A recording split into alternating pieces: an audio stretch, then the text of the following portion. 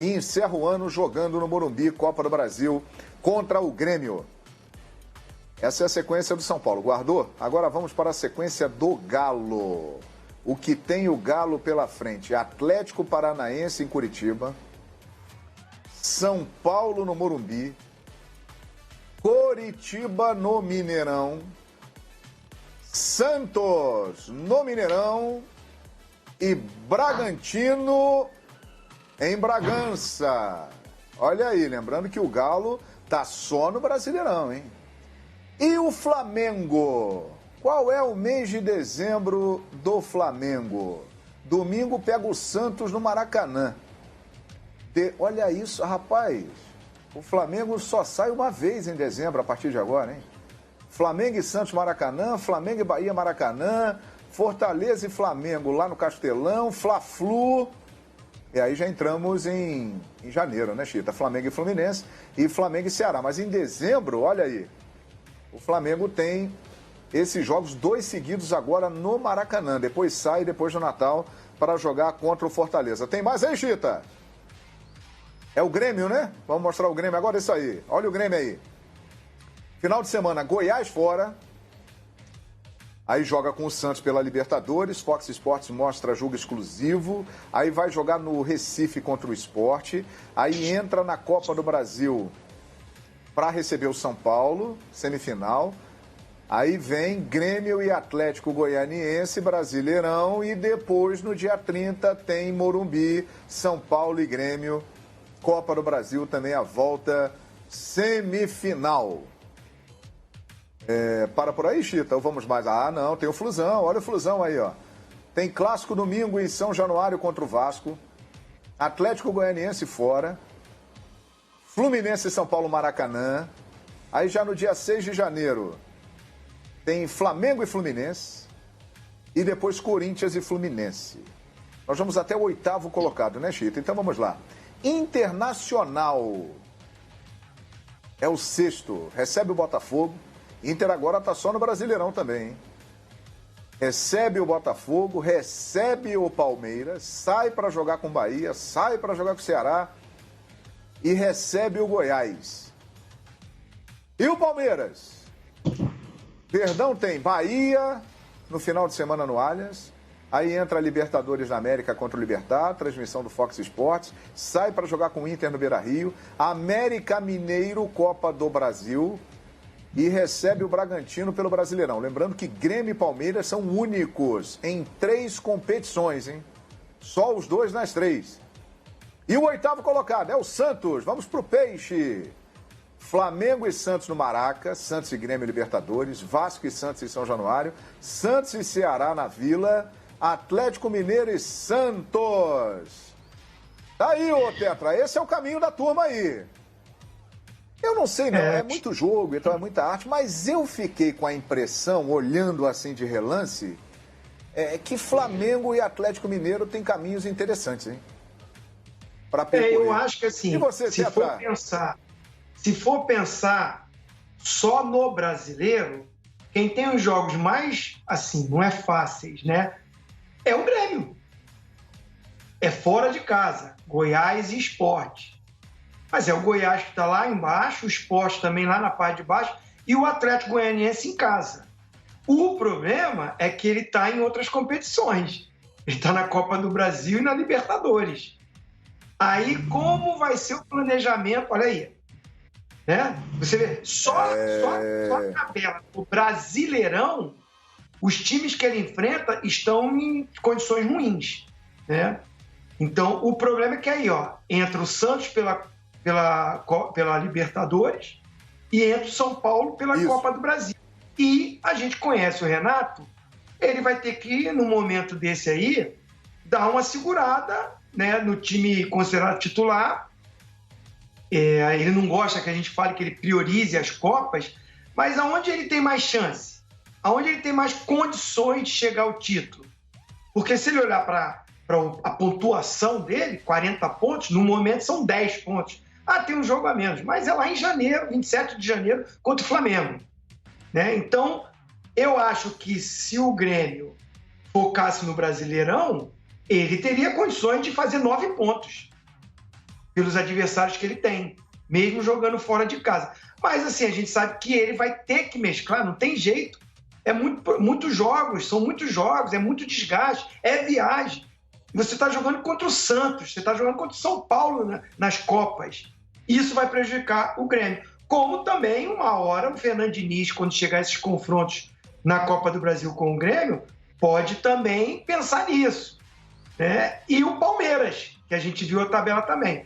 Mas, olhando para quem só está no campeonato, o Flamengo joga 2 jogos em casa, um clássico contra o Santos, mas o Santos desfalcado. O Soteldo está com Covid, mas também não jogaria porque está suspenso. O Pituca está suspenso, né? Não é por causa da Libertadores, não. Ele está suspenso no Brasileirão também. E o Lucas Veríssimo, zagueiro, também está suspenso. Então é um Santos desfalcado e também pensando na grande decisão da Copa do Brasil. Então isso acaba sendo bom para o Flamengo. Pega o Bahia, um Bahia vindo de uma decisão contra o Defensa e Justiça, que já perdeu em casa. Então também não sei como vem para o jogo no Maracanã. O grande jogo difícil aí, todos são difíceis, mas assim, o Fortaleza fora é um compromisso complicado. Mas é uma tabela que dá para o Flamengo aí somar 7 pontos. Acho que sim, né? Eu acho que sim. Como você falou, é um caminho pensando só no brasileiro. Eu não estou pensando em janeiro, não. Eu estou pensando nesses 3 jogos de dezembro, muito olhando para o São Paulo, que tem esses compromissos complicados e tem uma Copa do Brasil no meio disso. Quem pode aproveitar se o São Paulo tropeçar? Acho que o Flamengo, com essa campanha aí dele, sim. O Atlético tem um confronto direto contra o São Paulo. Ele tem essa grande oportunidade de somar 3 pontos e não deixar o São Paulo somar. Ele é que tem realmente esse confronto direto. Mas pega o Atlético Paranaense fora. O Atlético Paranaense agora só também no Campeonato Brasileiro, querendo fugir lá de trás. É compromisso difícil. O jogo mais tranquilo do Atlético é contra o Curitiba em casa. Não pensando em janeiro, né? Eu estou pensando de não deixar o São Paulo virar com uma vantagem tão grande. Então, acho que o caminho ali do Flamengo está melhor do que o do Atlético nesse sentido, apesar que o Atlético tem a oportunidade de depender das forças dele de tirar ponto do São Paulo. Muito bem. O José Augusto, São Paulino da Moca. Alô, Zé! Tá ligado aqui no programa. Ele acha que o Grêmio não vai chegar no Brasileirão, vai ficar nas Copas mesmo, disputando os títulos. Valeu, José Augusto. Eu não disse exatamente o que você escreveu, viu, Zé? Porque eu não posso falar o que você escreveu aqui. Então eu vou dando uma adaptada. Sabe como é que é? Senão a emissora sai do ar, aí é um problema sério, né? E a gente tem que manter o emprego. Ô, Facincani, desses jogos todos, trajetórias aí que a gente mostrou, o que você te chamou a atenção aí? Dos times, dos caminhos, dos jogos?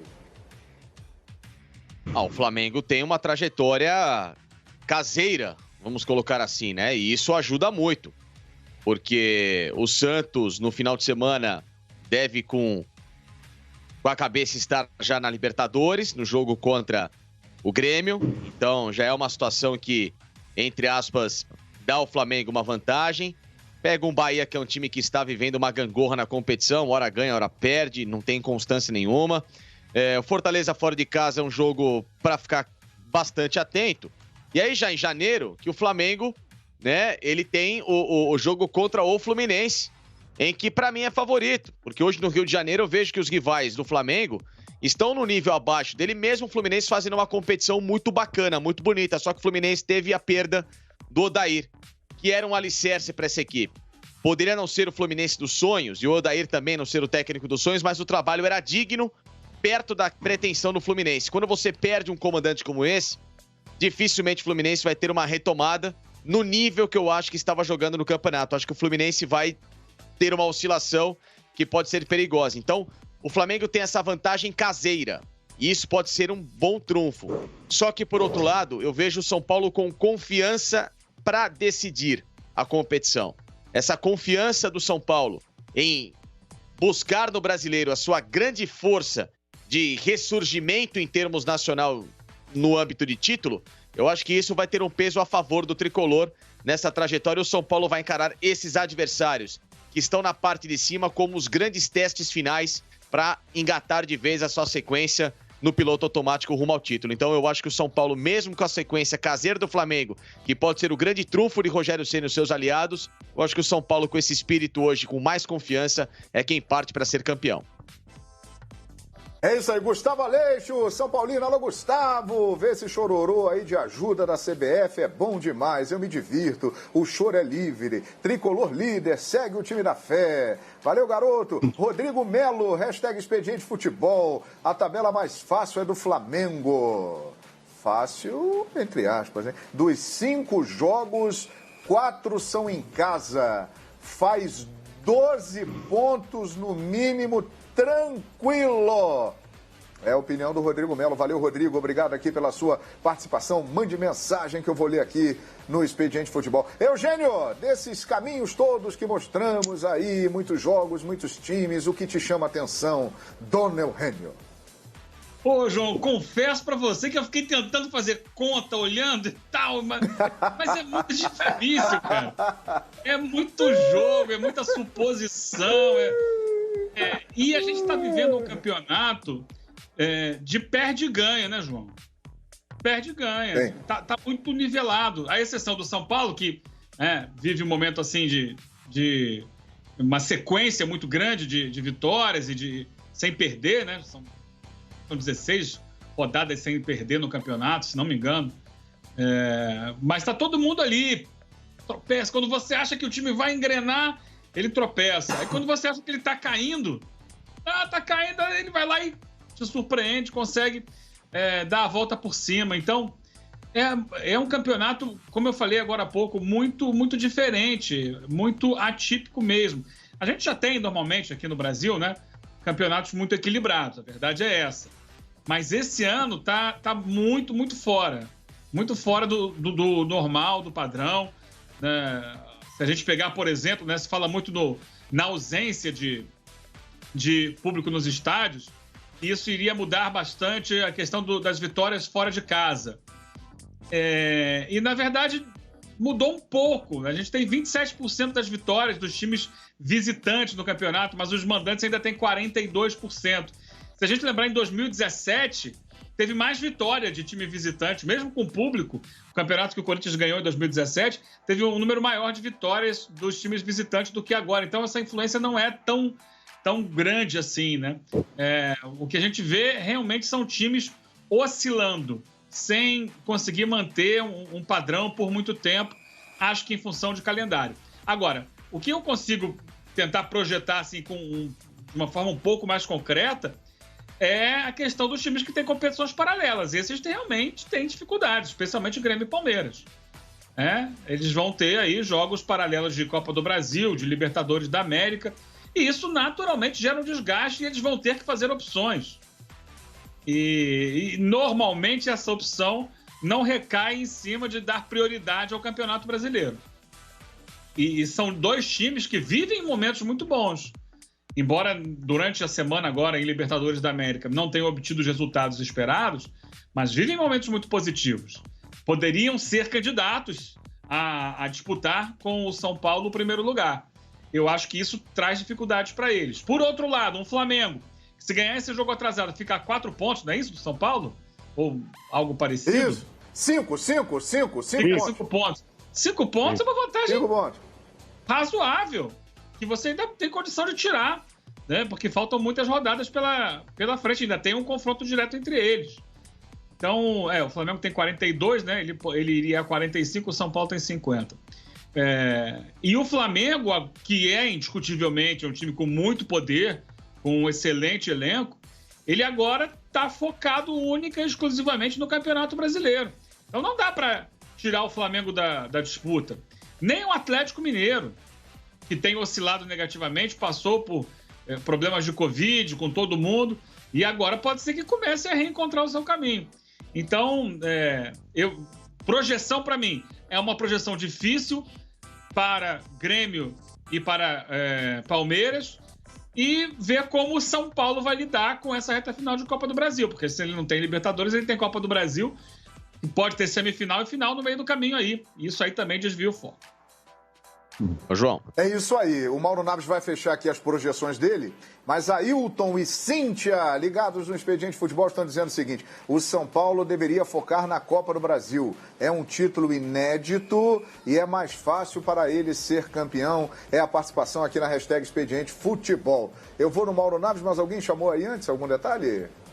Não, é o Mauro. Eu só falei assim, João, que, como o Eugênio colocou, em relação a prioridades no fim do ano, para São Paulo, no caso, né? Grêmio e Palmeiras, que estão vivos em Copa do Brasil, ou Libertadores, ou Campeonato Brasileiro, assim como o Santos também, restam 4 jogos para fazer história. As 2 semifinais, no caso da Copa do Brasil, as 2 finais, e da Libertadores, mais um jogo de quartas, as 2 semifinais e a decisão no Maracanã. Então, é um caminho menos curto e menos cansativo para alcançar não só o objetivo técnico da conquista, mas financeiro, de 2 premiações que vão acima da estratosfera na realidade nacional. Se ganhar as 2, mais de 100 milhões de reais. Olha aí que maravilha, rapaz. O cofre fica cheio. Mauro Naves, e as suas projeções aí em cima desses jogos todos, hein? Aproveitando esse último gancho aí do Facicani, mas que todos se referiram a ele, o Zinho e o Eugênio também, como times que são candidatos ainda ao título também do Campeonato Brasileiro estão em outras competições, estou falando de Grêmio, de Palmeiras e de São Paulo, eu acho que esse tocar o hino aí do dia 1º do Réveillon não vai funcionar. Eu acho que, quem sabe, lá para 1º de fevereiro... Não, porque aí 1º de fevereiro a gente já pode ter, vai ter, óbvio, está muito mais perto, mas aí vamos saber, será que o time brasileiro chegou na final da Libertadores? A Copa do Brasil, quem vai passar? São Paulo ou Grêmio? Que posição estarão? Vão priorizar? Não vão? Verdade. E para complicar um pouco mais aí essa nossa projeção, eu pensei ainda em dar chance de imaginar uma avançada de Palmeiras e Internacional ainda no Brasileiro, né? Palmeiras com 23 jogos, o Inter com 24, mas agora só no Brasileiro. Aí fui ver aqui, próximo jogo do Palmeiras, o Bahia, ok, tá, vantagem do Palmeiras. Pode ser que dê Bahia, mas favoriza o Palmeiras. Internacional contra Botafogo. Internacional, se jogar o que jogou ontem e tal, poxa, vai ganhar o Internacional. E se o Botafogo continuar como está. Só que aí, na outra rodada, já cruza o Palmeiras e Inter. Aí começa um tendo que matar o outro, né, cara? Um tendo que matar o outro. Como vai acontecer com São Paulo e Atlético Mineiro. O Atlético, se perder esse jogo pro São Paulo, aí sim, aí deixa o time dar uma disparada de 10 pontos, aí a coisa fica muito complicada. Então, assim, eu acho que tem muito mata-mata, tem essa questão que vocês levantaram que eu acho que é primordial, como vão se comportar Palmeiras, Grêmio e próprio São Paulo, né, nessas competições que estão fora do Campeonato Brasileiro. E aí, lá depois da final da Libertadores, que terá um time brasileiro, aí a gente vai ver quem está pensando só nisso, quem não está pensando. Esse time brasileiro, se ganhar a Libertadores e tiver muito bem no Campeonato Brasileiro, mas vai ter que viajar, vai ter que abandonar o Campeonato Brasileiro, aí ele já será descartado. Enfim, vamos aguardar, João. Eu acho que não dá para tocar hino por enquanto, não. A vantagem de São Paulino é boa, o entusiasmo... eu participo de vários grupos aqui, de São Paulinos muito entusiasmados, querendo já tocar o hino mesmo, mas eu sinto que a maioria está... Até porque faz tanto tempo que São Paulo não ganha, que fica todo mundo naquela, não, vamos zicar não, vamos esperar mais um pouco, acho que vai dar, mas vamos esperar.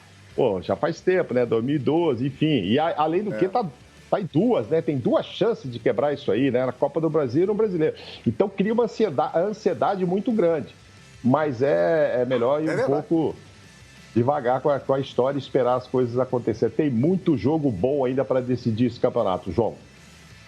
É isso aí, devagar com o andor que o Santa de Barro. Para lembrar aqui as datas: semifinais da Copa do Brasil, 23 e 30 de dezembro. E aí as finais da Copa do Brasil, mais de um mês depois, dias 3 e 10 de fevereiro. Libertadores, semifinais, 9 e 16 de janeiro, nessas semanas.